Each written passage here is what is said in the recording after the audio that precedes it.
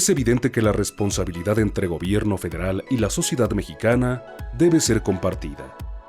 Esa responsabilidad pasa por tener información confiable y clara, adquirir hábitos saludables, robustecer y ampliar la atención a la salud, fortalecer al campo para tener alimentos de calidad y a bajo precio.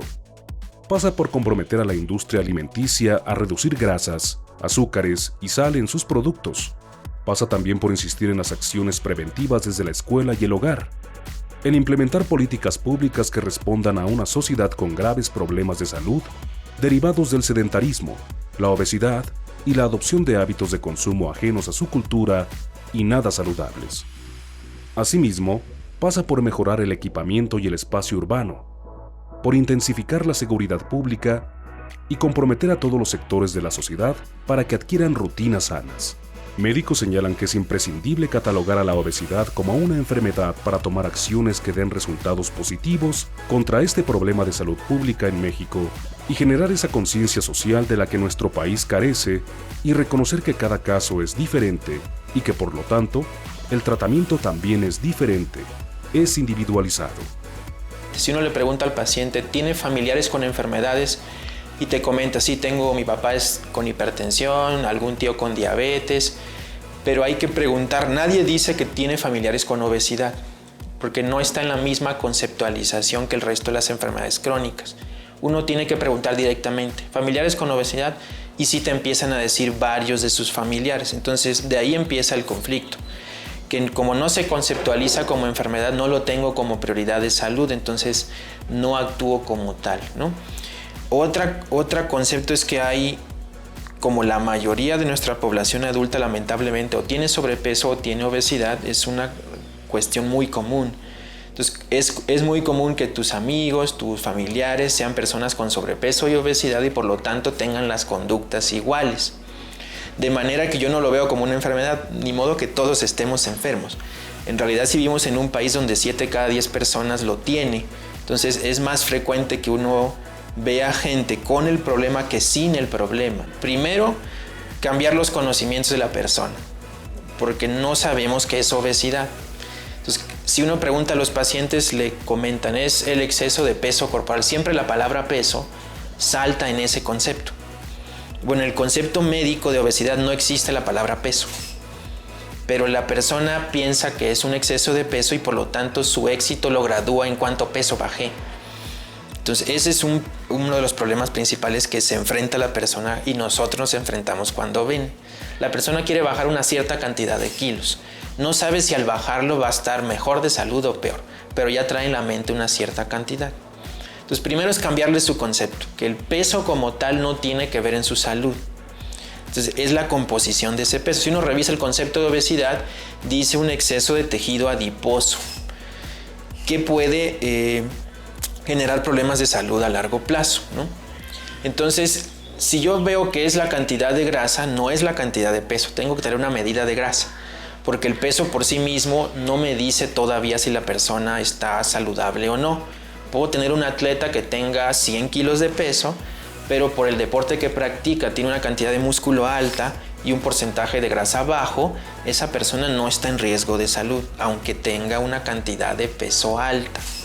Entonces esa es la primera conceptualización. Primero quitar como los conceptos y los mitos que la persona trae. Ese es el primer choque que tenemos. Desde qué es obesidad, qué es dieta, es otro concepto que la persona cuando escucha dieta dice es que me tengo que quitar esto y el otro que me gusta mucho. Entonces siempre la restricción. Y si uno revisa la palabra es el conjunto de platillos y alimentos que uno consume en 24 horas. Entonces no es quitarme algo. O sea, la pura conceptualización de dieta, todos estamos a dieta, sí, todo el que come algo en 24 horas lleva una dieta. Yo sí estoy de acuerdo en que se catalogue a la obesidad como un problema de salud y un problema de salud pública. Porque antes decían que era un factor de riesgo, que era una característica. Que se revisen las normas existentes.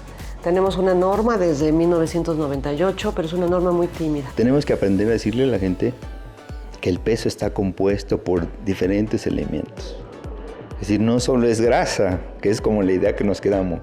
Si alguien tiene un exceso de peso, pensamos que es grasa. Pero puede ser músculo. Lo que tiene esa persona puede ser músculo, como es el caso de las señoras de la Sierra Tarahumara. Esa señora no puede vivir en la Sierra Tarahumara si no tiene músculo, porque todo el día está caminando, todo el día está cargando. Entonces necesita ese músculo. Y necesita también la grasa que trae en su cuerpo para poder gastar esa energía, ¿no? Entonces eso necesitamos decirle a la gente ahora, que es importante hacer ejercicio, que cuando uno hace ejercicio va a aumentar el volumen del músculo, ¿no? Y cuando hace un ejercicio, como gasta una energía, va a necesitar comer más. Entonces, como que tenemos que aprender a decirle a la gente que si hace ejercicio, tiene que comer bien y comer saludable. Que si un día comió mucho, pues tiene que hacer ejercicio para gastar esa energía. Que su peso no solamente es grasa, es músculo, es hueso, es sangre, es agua, ¿no? Entonces, son muchos componentes, no solo grasa. Entonces, si alguien es una persona muy activa, corre, trabaja mucho con los músculos de los brazos y de las piernas, pues seguramente será una persona pesada, ¿no? Porque lo necesita para trabajar. Necesita que sus músculos sean grandes. Es conveniente que las personas se reconozcan diferentes y que cada una tiene sus propias necesidades y por lo tanto, la atención a su salud es diferente de acuerdo a sus características. Si se es bajo de estatura, alto, si se es mujer, hombre, adulto mayor o si se es un niño. Esa parte es importante, que uno entienda que las necesidades de una persona son totalmente distintas a la de otra, aunque sea mujer y tenga la misma edad, pero no viven igual. O sea, no están expuestas a las mismas condiciones sociales ni ambientales, ni a lo mejor su cuerpo fisiológicamente es diferente. Entonces yo no puedo llevar el plan de alimentación de mi vecino, de la revista, de la actriz, porque no están hechos para mí. Entonces más vale que yo aprenda a hacer el plan para mí y no dependa de alguien externo. Ese es el propósito final, pienso yo, de cualquier programa de control de enfermedad crónica. Los especialistas están ciertos que la prevención es una solución efectiva para la sociedad mexicana y menos costosa para el gobierno. Aseguran que es importante empezar desde la educación básica, el preescolar, el kinder, sin descuidar a los demás grupos de edad. Pues desde mi modo de ver tendría que iniciarse o incidir desde las primeras educaciones, desde la educación básica. Yo creo que es donde podemos incidir más directamente a través de programas educativos que lleguen a los niños, que el mensaje llegue muy claro. Es cierto que ya en una edad adulta es muy difícil cambiar las costumbres que se tienen de 40 o de 50 años atrás. Y si durante 40 o 50 años hemos estado consumiendo una dieta particular, ¿no?, muy alta en hidratos de carbono, por ejemplo, y no estamos acostumbrados a hacer actividad física porque nunca nos dijeron que era sano, yo estoy consciente que esta forma es difícil de modificar. Entonces, por eso yo creo que incidir en los niños es la parte central de todo esto, a través de programas educativos que empiecen desde el kinder o desde la primaria. Desde luego, no dejar de lado ni a los jóvenes de secundaria o preparatoria, ni a quienes están en las licenciaturas, y así, en cadena, en secuencia. Pero sí, yo insisto mucho en la parte fundamental. Ahora, yo creo que sería todavía mucho más conveniente estar haciendo programas de intervención simultánea en todos los grupos de edad. Y repito, no nada más el niño pequeño, el niño de kinder o primaria, no nada más el joven de secundaria, prepa o de licenciatura, no nada más las madres, no nada más los padres, sino los adultos mayores. Entonces, a la vez, programas que vayan dirigidos a cada grupo de edad, con sus adecuaciones, tendría que ser todavía mucho más favorable. Existen muchos esfuerzos, por ejemplo, lo que se está haciendo en las escuelas para limitar el acceso a bebidas con alta densidad calórica y comida chatarra en las escuelas, dedicarle más tiempo a actividad física, En algunos estados se están haciendo talleres de alimentación en que se invitan a los padres para que se familiaricen con verduras y alimentos con baja densidad calórica, que muchas veces son por tradiciones más que porque no tengan acceso a los alimentos. Por otra parte, en los libros de educación primaria ya se han incorporado algunas nociones sobre nutrición y actividad física. En los sitios de trabajo cada vez es más común que se dé información para todos los miembros de las compañías sobre la importancia de las enfermedades crónicas. Algunas compañías están haciendo programas de escrutinio para detectarlas y orientar a sus trabajadores a los sitios de trabajo, de atención médica, perdón. Creo que se están haciendo esfuerzos, sin embargo, hay todavía mucho por hacer. La magnitud del problema de las enfermedades crónicas para nuestro país es tal que de no tenerse un programa estructurado con un liderazgo claro va a rebasar cualquier presupuesto en salud en las siguientes décadas. Obviamente eso no es con ningún afán de denuncia, pero sí como de cierta manera hacer obligatorio que el niño con todo lo que implica la actividad física, la educación física, tenga esos espacios dedicados exactamente a lo que se tiene que hacer. Por ejemplo, ese es el primer trabajo, bueno, no sé si exactamente en el orden del primer trabajo, pero en casa también se tiene que hacer. En casa igualmente se tiene que trabajar en estos hábitos. Por ejemplo, se piensa aún, desafortunadamente, que el niño regordete, el niño así cachetón, es el niño que está sano. Quizá ya menos que antes, pero todavía se piensa. Y entonces saber que no exactamente porque esté llenito, sea porque estás así, como por lo tanto está sano, ¿no? Sino que también tenga que ver con que se nutre bien, entendiendo así como que tiene buenos hábitos alimenticios, complementado, obviamente, con la alimentación. La comunidad, concientizar también a los padres sobre muchos valores que tendríamos que formar dentro de la familia, de convivencia familiar, de convivir durante los alimentos, en donde ellos puedan compartir con sus hijos no solamente cómo se sienten, sino también qué tipo de actividades podrían hacer juntos, el jugar, cuando las distintas actividades de juego se hacen conforme a las edades. Entonces, si nosotros damos cierta formación a los padres de qué tipo de actividades podrían hacer los niños, los adultos, los menores, los que son de kinder, por ejemplo, los preescolares, los escolares, los que están en la primaria y los adolescentes, si nosotros conocemos el tipo de gustos que hay, nosotros como padres podríamos estar invirtiendo tiempo en ellos y estar conviviendo de manera conjunta.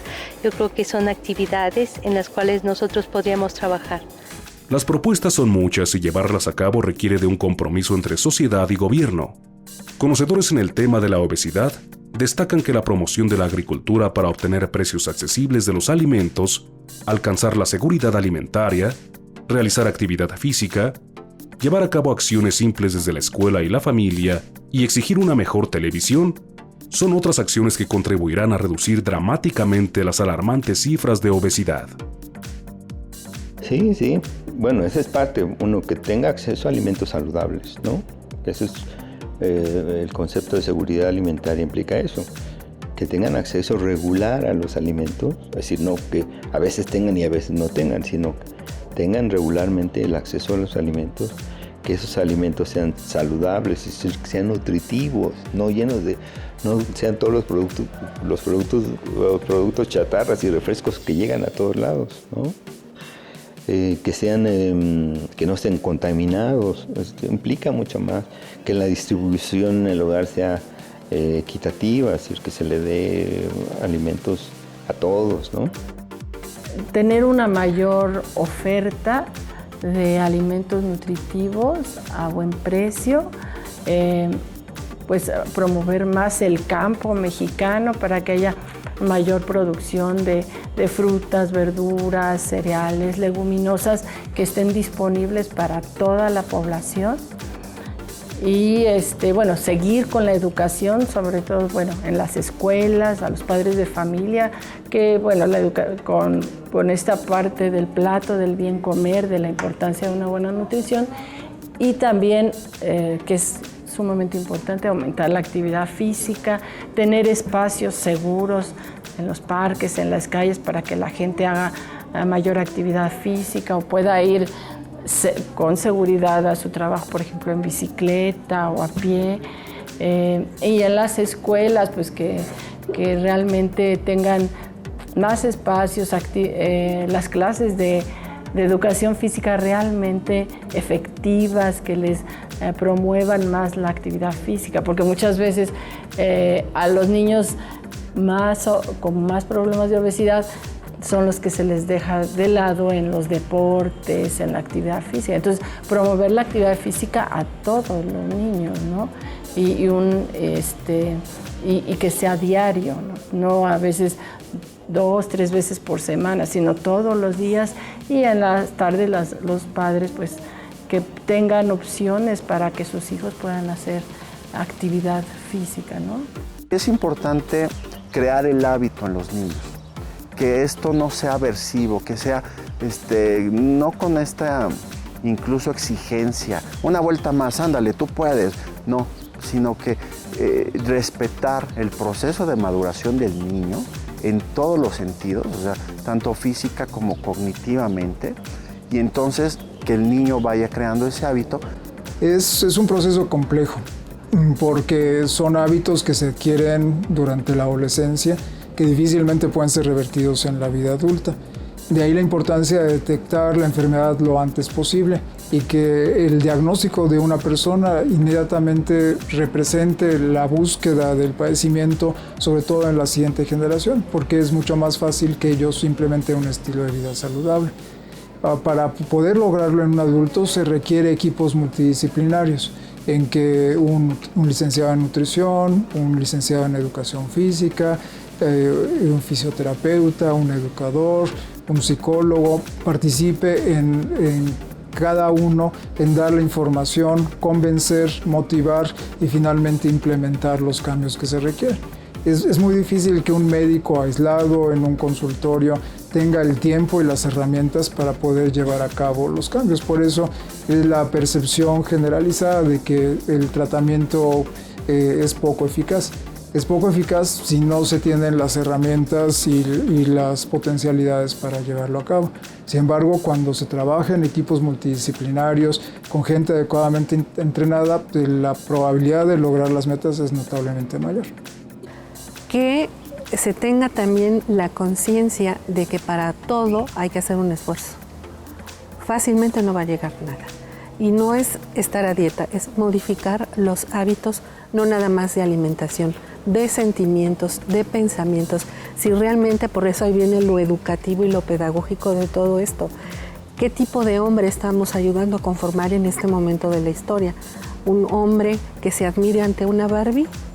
¿O un hombre que encuentre el desarrollo personal en su paso por este mundo? Yo creo que por ahí va. No es uno o lo otro, es todo en conjunto. La época nos está pidiendo trabajo en equipo y grupos de nutriólogos, con psicoanalistas, con médicos, con entrenadores y metodólogos es lo ideal para plantear programas de servicio al pueblo, no a la élite, no a los que quieren estar bonitos para no hacerse viejos, sino a la población en general. Parte de las políticas públicas que deben implementarse son aquellas que tienen que ver con una mejor televisión y el compromiso de la industria de reducir grasas, aditivos, sal y azúcares e invertir en alimentos saludables, en construir acciones a partir de las cuales todos salgan beneficiados, sociedad, gobierno, empresas, de realizar otras más que redunden en el beneficio de la salud física, incluso mental, de la población mexicana. Una tarea importante de los gobiernos es supervisar los contenidos que se difunden en los medios de comunicación, los contenidos de carácter publicitario, porque es importante que estos se ajusten a la verdad, particularmente los contenidos que tienen que ver con productos que ingieren los consumidores y o que afectan a niños y jóvenes. Son los dos grandes parámetros que existen en el mundo para esta regulación. Y en el panorama internacional existen distintas formas de regulación. En ocasiones la publicidad es supervisada por autoridades de salud, en otras por autoridades del área educativa. Las autoridades de telecomunicaciones tienen la última palabra después de consultar a las otras. En el caso mexicano, los muy acentuados rezagos que padecemos en materia de reglas para los medios de comunicación se traducen en una regulación insuficiente, tardía y mala para el caso de la publicidad. Vale la pena recordar que para la radio y la televisión en México tenemos una ley federal que data de 1960. Desde luego entonces ya existían problemas con la publicidad, pero no había recursos tecnológicos como la digitalización de las imágenes y del audio, la transmisión vía satélite. Vaya, la ley mexicana es tan atrasada, tiene más de 50 años, que la televisión por cable y por satélite no es televisión según la legislación mexicana. La televisión satelital y por cable no está regulada por la Ley Federal de Radio y Televisión porque no existían estos dispositivos tecnológicos hace más de medio siglo cuando esta ley fue creada. La televisión satelital y por cable son reguladas por la Ley de Telecomunicaciones. Y la Ley de Telecomunicaciones no contiene las previsiones en materia de contenidos que sí tiene la Ley de Radio y Televisión. Pues mira, creo que a mí me gustaría, digamos, para poner un ejemplo concreto, que algún día se diga, pues este edificio está libre de consumo de bebidas dulces, ¿no? De sodas o de Coca-Cola. Así como, vean, ese ejemplo es muy interesante, cómo hay una gran cantidad de intereses de las compañías cigarreras y sin embargo se ha logrado mucho. Entonces es una propuesta del gobierno, de un gobierno concreto o de una administración concreta que dice vamos a sacar el consumo de cigarros de los ambientes cerrados y se ha logrado, ¿no? Así como eso se puede continuar con las escuelas como se está haciendo, pero en muchos espacios, ¿no? Hay muchos comedores de instituciones, de guarderías que seguramente están haciendo algo, ¿no? Hay que promover el consumo saludable y por otro lado regular la industria de los alimentos que no dejarlos que se autorregulen, sino que estén vigilados, que se puedan someter a revisión de sus productos y que los productos que no cumplan, digamos, con un mínimo, por ejemplo, que sean nutritivos, pues que no se vendan, o por lo menos que no se anuncien, digamos. Es otro caso. Los productos, el uso de la televisión para la promoción de los productos, en otros países no está permitido que los refrescos, las bebidas dulces y las bebidas alcohólicas se anuncien en la televisión, ¿no? Y aquí el gran negocio es anunciar bebidas dulces, chatarra y todo en la televisión. Entonces sí hay mucho que hacer, hay mucho que hacer.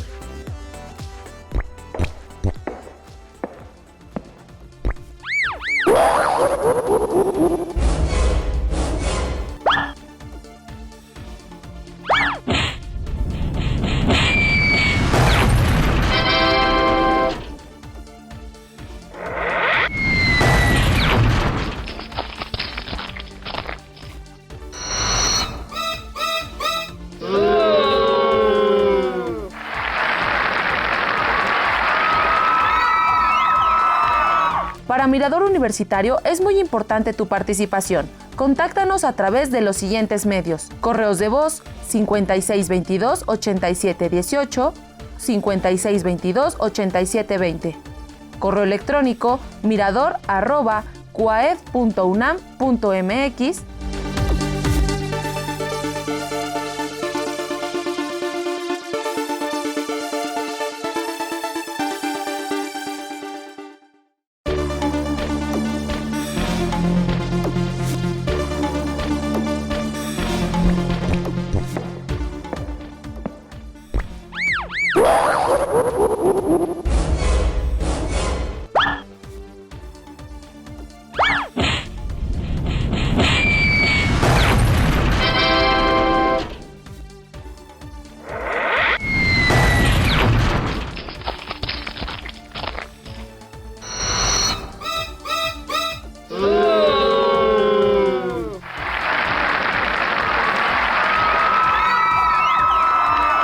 Para Mirador Universitario es muy importante tu participación. Contáctanos a través de los siguientes medios. Correos de voz 5622-8718, 5622-8720. Correo electrónico mirador@cuaed.unam.mx.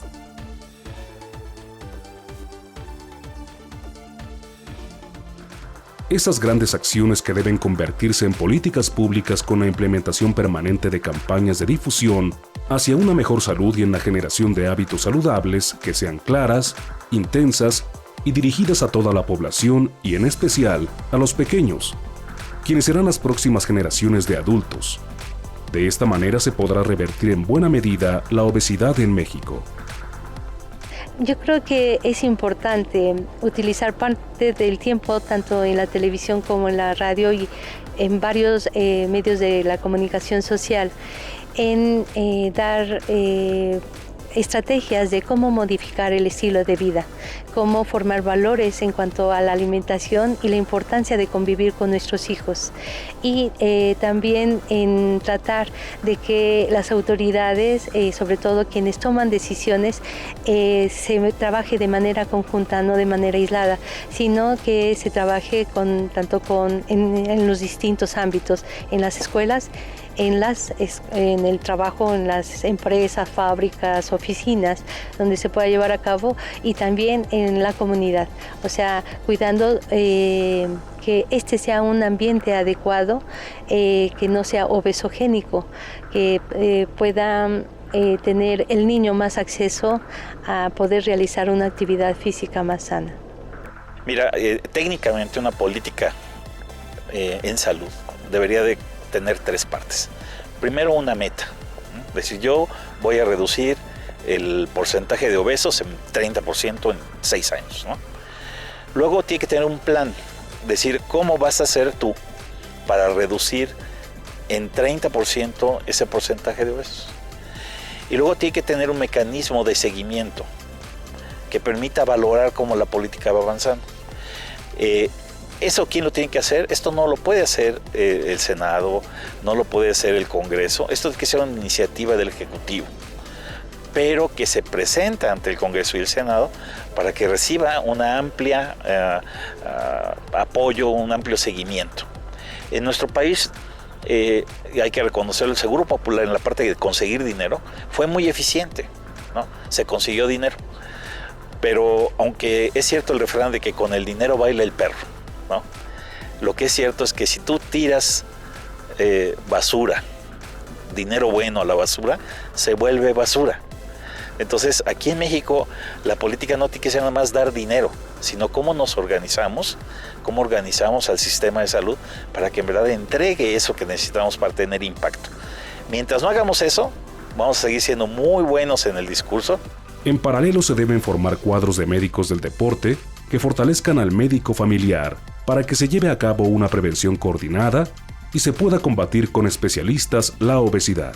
Yo creo que si la Secretaría de Salud empieza a fomentar esto, empezamos como médicos especialistas en prescripción de ejercicio, de actividad física, a llegar a los puntos más importantes o a la mayoría de nuestro país, sí necesitamos empezar a cambiar esta currículum y lo podremos hacer a nivel de las primarias, de las secundarias, de la población en general. Así como existe el médico familiar, el cardiólogo, el pediatra, yo creo que sería muy importante que un médico del deporte también se uniera a este sistema de salud, ¿no? No existen médicos del deporte ni en el Seguro Social, ni en el ISSSTE, ni en el sector salud. Eso no existe. Entonces, de hecho, mucha gente ni siquiera sabe que existimos, porque no se les da la promoción suficiente, porque no se les ha considerado una pieza importante en el sistema de salud. Que se reconozca que existe la especialidad, que que se vea como una necesidad de formar estos médicos. De alguna manera se empezó a hacer con los médicos familiares y ahora es yo creo que la especialidad con más aspirantes, la medicina familiar. Yo creo que la medicina del deporte tendría que ser así. Actualmente se les pide un año de medicina interna precisamente para que sepan manejar todos estos problemas de hipertensión, de diabetes, de síndrome metabólico, pero porque se ha visto que la necesidad existe. Nosotros en la UNAM tenemos la especialidad, dura 3 años con un año previo de medicina interna y solo tenemos 3 plazas por año. O sea, realmente formamos muy pocos. Yo creo que necesitamos más apoyo del sector salud, más sedes para formar este tipo de médicos y que se empiecen a crear la necesidad de contratarlos en el sector salud. Algunos hospitales del sector salud los están manejando y aparte de los médicos estamos también formando especialistas en enfermería de la cultura física y el deporte. Ellos van más enfocados al autocuidado de las personas y también les enseñan mucho lo que es la actividad física, las lesiones, la prevención. Yo creo que si podemos incluir a estos 2 especialistas pues no solo en el sector salud, a lo mejor, como dice en educación, en las primarias, que tuviéramos no solamente los maestros de educación física, ¿no? De que date 3 vueltas, agarra un balón y órale, sino ya como una política. En algunos países se utilizan pausas para la salud. Paran a toda una empresa y les dicen 1 hora para hacer actividad física. Y todos lo hacen y realmente han tenido muy buenos resultados. La gente se relaja, la gente convive, la gente rinde mucho más en su trabajo. Y hay que hacer un cambio muy grande, ¿no? Realmente ver las cosas con una lupa científica, pero también crítica de lo que estamos haciendo, ¿no? Ahorita que estamos cambiando de gobierno, sería fantástico que la gente le pidiera al nuevo gobierno que en verdad ofreciera lo que dice que tiene de cobertura, ¿no? Tú, por ejemplo, imagino igual que yo, cuando éramos hace 20 años más jóvenes o más, en mi familia había un médico cabecera que vivía a 3 cuadras de mi casa, y ese señor era el que atendía a mi mamá, a mi abuelita, a mí, que yo era un niño en aquella época. Y eso ya no lo tenemos en el país. Solo si perteneces al IMSS tienes tu médico familiar, pero no es tu médico de cabecera. La oficina del IMSS, donde está esto que se llama UMF, Unidad de Medicina Familiar, es como un centro alejado de la población donde tienes que peregrinar, llegar muy temprano, dar tus ofrendas y después de 4 horas te atienden, ¿no? Entonces el problema es cómo tú puedes, como ciudadano, realmente pasar allá del discurso político y pedir que te den las cosas, ¿no? Parte de la solución está en la elaboración e implementación de las políticas públicas dirigidas especialmente al mejoramiento urbano, a la seguridad pública, a la promoción de la salud, en donde la actividad física se vuelva primordial y en la que se establezca la integralidad del ser humano. Bueno, el término es lo que implica es una integralidad, ¿no? Que el cuerpo no es cuerpo, no es mente como entes separados, ¿no? El ser humano tiene la manera con la que se relaciona en su entorno, pues es su vivencia corporal, y eso tiene que ver con emociones, con la mente, con lo que piensa y con lo que hace, cómo se vive corporalmente, ¿no? Esencialmente esa es la corporeidad. En el momento que toma conciencia que no es la manera sana de vivir, porque eso le acarrea enfermedades además, no es solo la incomodidad de a lo mejor ya no le queda la ropa, a lo mejor no se puede ni agachar, se fatiga cuando camina, es que a la larga le lleva a ser enfermo, ¿no? Y además muy joven. Eso es muy terrible, ¿no? Que niños están obesos y que ¿qué va a ser su adultez, ¿no? Creo que sí es una manera, ¿no? De tener conciencia de sí mismo, de quererse a sí mismo, porque creo que es una parte también, yo creo que tiene que ver también un poco con lo emocional, ¿no? Yo no sé si la gente obesa le gusta verse así, ¿no? O que quiere comprarse cierta ropa y que no pueda ponérsela, ¿no? Que no pueda hacer ciertos ejercicios o ciertas actividades por su condición física. Creo que también eso interviene en la autoestima y es muy importante. Un país como el nuestro, que nos hace falta autoestima, tendríamos que ser pues gente sana, mental y físicamente.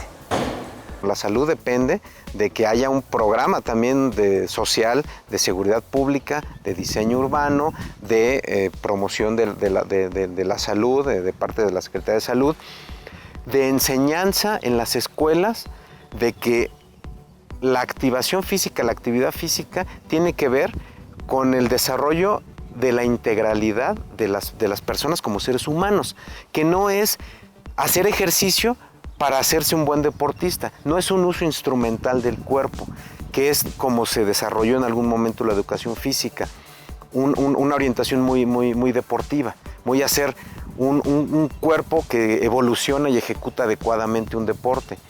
Luego pasó un periodo por la educación física orientada por la psicomotricidad, ¿no? Donde ya se pensaba que tenía que haber un desarrollo armónico del ser humano y de parte de ese era un desarrollo psicomotriz adecuado.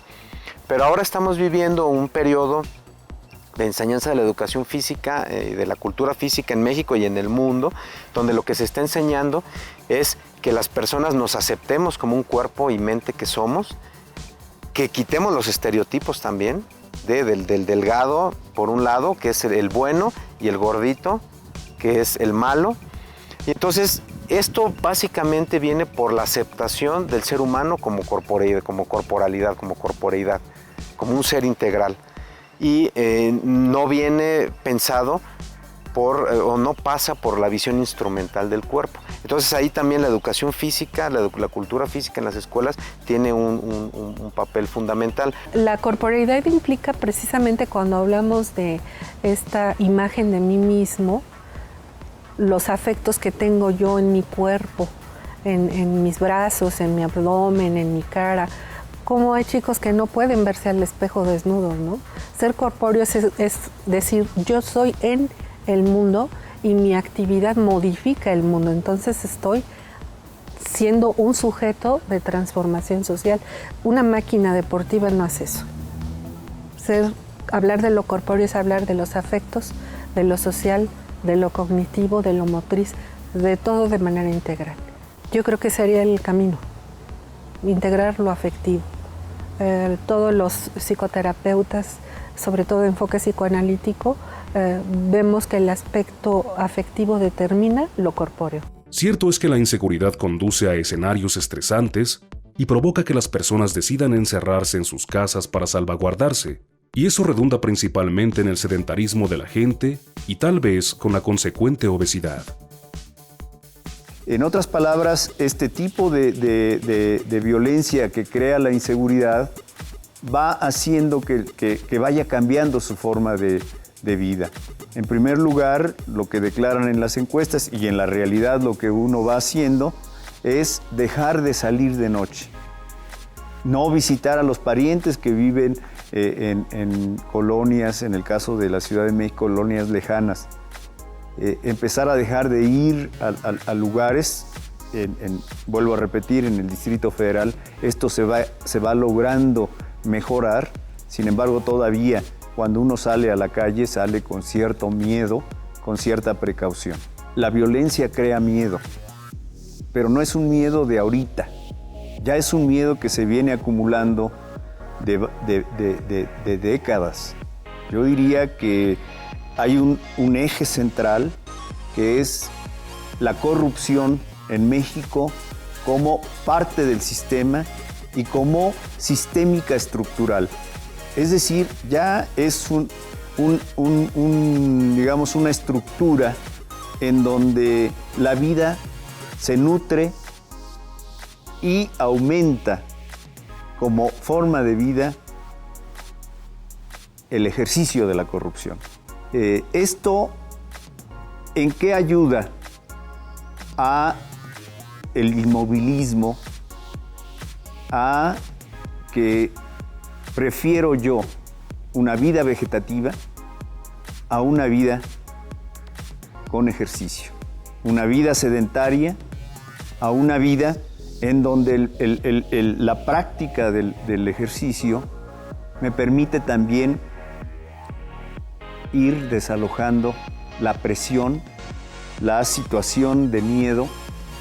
Cuando voy ejerciendo mi condición física, voy adquiriendo mi condición física, también voy adquiriendo elementos adicionales para poder enfrentar esa situación de miedo, esa situación de inmovilismo, porque me da mayor energía y mayor posibilidades de enfrentar una situación adversa de inseguridad. Inclusive, si yo estoy ejercitado, puedo salir con mayor facilidad de situaciones conflictivas que se me puedan presentar, simplemente corriendo. A la inseguridad hay que agregar la falta de espacio público y áreas verdes, y el rescate de tales espacios no por parte de las autoridades, sino por la sociedad, y convertirlos en sitios seguros. Sí, la participación social es fundamental. Y es fundamental en la defensa de los recursos naturales, del espacio público y de una serie de aspectos o de factores que son fundamentales para el desarrollo, como ahora se dice, sustentable. Es decir, que se enfrente el problema ahora y se procure no continuar en la tendencia de daño o de afectación a las condiciones naturales o de un desarrollo saludable. Entonces, las acciones gubernamentales tienen que estar acompañadas necesariamente por la participación de la sociedad. Entonces, la recuperación de espacios públicos, fundamentalmente áreas verdes, recreativas, deportivas y demás, podemos verla en muchos ejemplos que han sido producto de la sociedad organizada. Sin ir más lejos, hay un parque aquí muy cerca de Ciudad Universitaria, en el Pedregal de Santo Domingo, que es Guayamilpas, y que fue iniciativa de una organización vecinal hace muchísimos años. Y así podemos encontrar otras iniciativas en lugares inhóspitos que habían sido desarrollados, intensamente ocupados, y el ir recuperando estos territorios muchas veces es iniciativa de estas sociedades organizadas. En el caso, por ejemplo, en Iztapalapa, podemos verlo en colonias muy grandes como San Miguel Teotongo, o podemos verlo también en proyectos que fueron iniciativas de organizaciones sociales en Iztapalapa, como puede ser también en Iztapalapa, porque San Miguel Teotongo está en Iztapalapa, como puede ser la urbanización del Molino, en un territorio donde hubo muchas organizaciones sociales, y la recuperación de lo que ellos llamaron Cinturón Verde. Y allá hay proyectos productivos de hortalizas y demás, pero también hay campos deportivos.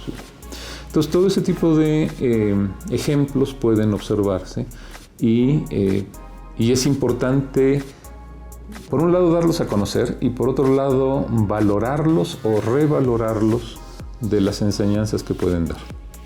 Se han creado espacios, porque tampoco eso lo podemos negar, por lo menos aquí en el Distrito Federal, se han creado espacios para realizar actividad física. Se han creado canchas, se han creado juegos, se han creado incluso algunos aparatos por ahí que sirven para tener alguna actividad. Pero el problema es que no se les da como un seguimiento. De repente las canchas se vuelven en un problema de inseguridad, ¿no?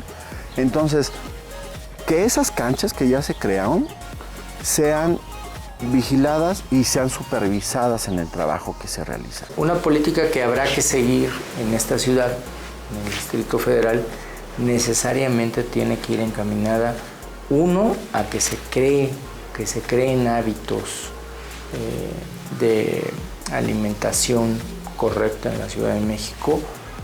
Dos, que haya mucha información para poder llegar a esto, que haya mucha información de cómo combinar los alimentos. Tendremos que ampliar los programas y los proyectos de innovación deportiva, de activación además en todos los rangos de edad. Mucho acento en los niños, que no se pierda esa posibilidad de activación en los jóvenes, y en los adultos también tomar esta línea. Sí, cada vez vamos a tener mucho más información y más rescate de espacio público. Yo creería que para el trabajo que vamos a realizar podamos alcanzar quizá 200 espacios de activación física más en la Ciudad de México a manera de gimnasios al aire libre, que podamos encontrar también mayor posibilidad de uso de instalaciones deportivas en las diferentes delegaciones. Una de las tareas fundamentales de la Universidad Nacional Autónoma de México es formar especialistas, generar investigación y ofrecer alternativas o soluciones a la población mexicana. La UNAM es sin duda esta institución con compromiso social y en congruencia con ello en el tema de la obesidad ha implementado algunos programas de promoción de la salud.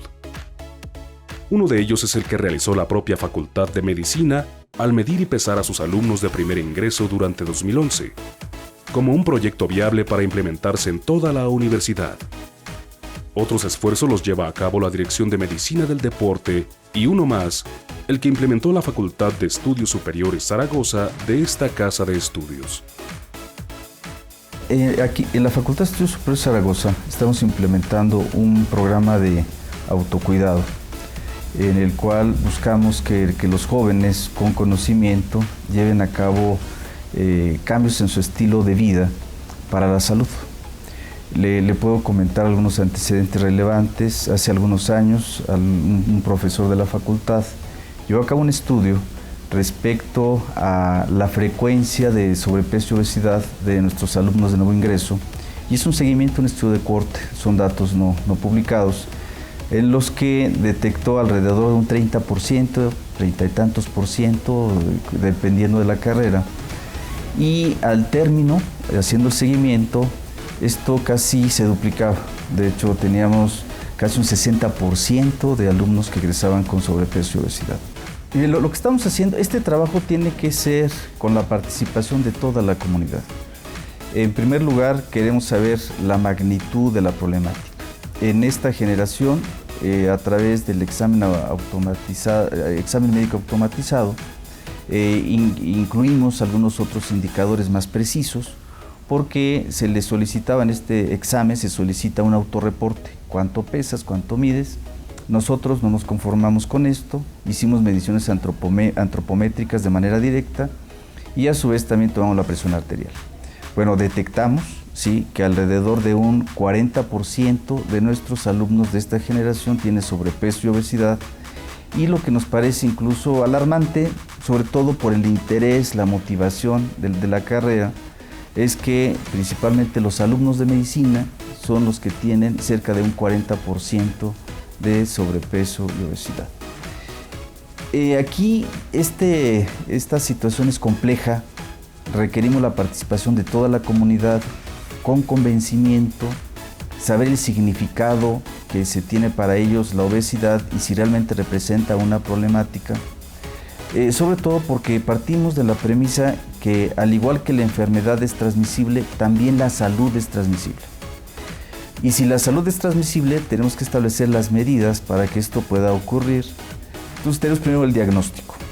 De manera paralela también tenemos un proyecto de obesidad para profesores. Detectamos alrededor de un 60% de nuestros profesores tienen obesidad. Esto también, entonces, de manera integral, en su momento también queremos que los trabajadores administrativos participen, de tal manera que el ambiente de nuestra facultad nos permita el aspirar a ser una facultad promotora de salud. Yo creo que es el papel de la UNAM, de la Universidad Nacional Autónoma de México, generar información, generar conocimiento acerca de la problemática, que no es nada más dar una solución simplista al problema, sino generar, por ejemplo, esto que te comentaba. En México no existen estudios que caractericen cuáles son los tipos de prácticas y consumos de actividad física y deportiva de la población. No está diferenciado ni por edades, ni por, o sea, no existe esta segmentación desde el punto de vista de investigación social por género, por edad, por ingreso socioeconómico, por condiciones de las diferentes zonas de la ciudad. Entonces no se ha generado todavía esta diferenciación por regiones, por ejemplo. La calidad de vida no es la misma para la persona que vive en la Benito Juárez y en cierta colonia que para las comunidades aledañas al Distrito Federal, que vienen de poblaciones ya centenarias aquí. Son población urbana y rural, también es una problemática y condiciones culturales y sociales diferentes. Entonces, lo que hace falta yo creo que es esa especificación, esa diferenciación. Y ahí es donde yo creo que la UNAM tiene el papel de generar el conocimiento para poder comprender mejor el comportamiento de nuestra sociedad. Quisimos hacer primero la parte educativa del plan, que eso existen muchos sitios de tratamiento del control de peso, pero no de educación hacia el control de peso. Entonces esa parte al ser también un área universitaria, pues nos llamó la atención de generarlo como tal y de crear más que un plan donde la gente venga a bajar de peso, es que venga a reestructurar su estilo de vida y aprenda herramientas que le funcionen a largo plazo. La demanda, obviamente, si vemos la epidemiología y cuántas personas hay con potencial de tratamiento, es alta. Nosotros hasta este momento la convocatoria que está en la Gaceta Universitaria está abierta al público en general. La mayor parte de nuestros pacientes son universitarios, pero no está exclusivo de gente universitaria, puede venir cualquier persona. El programa dura 6 meses. En esos 6 meses hay actividades consecutivas en términos de un curso de introducción de 2 semanas donde se habla todos los conceptos que pueda tener errónea la persona, se le aclaran en términos de qué es la obesidad, de por qué me da, qué repercusiones tiene en mi salud, cómo la trato. La parte de nutrición, todo el concepto de qué es dieta, qué es alimentación, qué sistema llevaremos y cómo se lleva a cabo, qué es ejercicio, cuántos hay, qué es el que vamos a hacer aquí, hasta qué tipo de calzado uso durante el programa, cuál es el que me conviene. Entonces esas 2 semanas es puro concepto. Y después ya vamos hacia la parte práctica. La gente la tenemos cautiva de lunes a viernes porque nos interesa la parte educativa. Entonces retroalimentarle todo lo posible, desde que hace su ejercicio, que lo haga correctamente, que no incurra en lesiones por hacerlo incorrectamente, en modificarlo en el momento para que le funcione, el estar retroalimentándolos en un aula todos los martes acerca del plan de alimentación, y la psicóloga nos ayuda en ese momento para el cambio de conducta social, control de peso, y también para solucionar algunas cuestiones psicológicas que se presentan en el paciente en control de peso. En nuestra sociedad, en Latinoamérica en general, la comida se usa para muchas cosas excepto para nutrirnos, ¿no?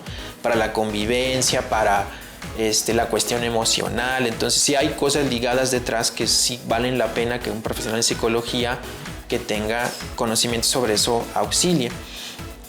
En el programa cada 6 meses metemos un grupo entre 40 y 50 personas. Parte de la solución incide en llevar a cabo acciones, políticas públicas congruentes con un Estado fuerte que tome decisiones firmes con una sociedad responsable. Es decir, o sea, la política pública sí, claro, o sea, por supuesto que es útil, ¿no? Finalmente es una herramienta, es una herramienta que tiene el gobierno para llevar a la concreción hacia programas sociales estos mecanismos de apoyo hacia la sociedad.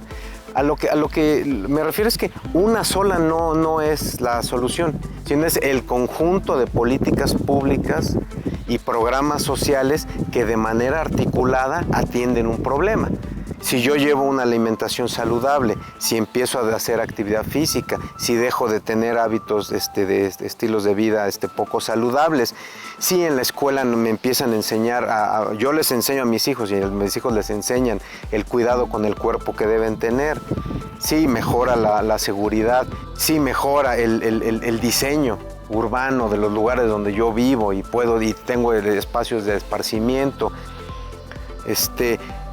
si mejora la manera en la que yo aprendo a distribuir mi gasto, mi ingreso, mis finanzas familiares para tener una alimentación más diversificada, con menos nutrientes, menos calorías, por ejemplo. Si todo y esta va acompañada de información de programas sociales, si todo esto va tendiente a resolver un problema, entonces sí funciona. Entonces, por supuesto que la política pública, aquí lo importante es diseñada de manera articulada a resolver un problema. Eso es lo que me va a ayudar junto con mi decisión de hacer las cosas. O sea, efectivamente no es una cuestión nada más de esperar a que venga la política pública, porque entonces nunca vamos a resolver las cosas, ¿no? Sería una visión fatalista, ¿no? O sea, finalmente sí se ha detectado el problema, sí se están llevando a cabo las políticas públicas y los programas sociales, sí las personas están haciendo actividades para mejorar su salud, no es a corto plazo, es a mediano plazo. Lo que yo creo es que las políticas públicas como instrumentos de gobierno se van afinando. O sea, finalmente se van aplicando, se deben ir evaluando y se deben ir afinando hasta ir identificando mejor las poblaciones objetivo y aquellos puntos que han mostrado todavía poca eficiencia. En este último programa de la serie Obesidad en México, de la epidemia a la pandemia, la cual buscó orientar y ofrecer soluciones al problema de la obesidad en México y que coincidió en gran medida con las resoluciones tomadas en la Encuesta Nacional de Salud y Nutrición 2012. Una de ellas, la que engloba el porqué de estas 5 emisiones, es la de sumar los esfuerzos para prevenir un problema que es una prioridad nacional y de ahí la necesidad de implementar esfuerzos multisectoriales y de una comprometida participación social. Muchas gracias.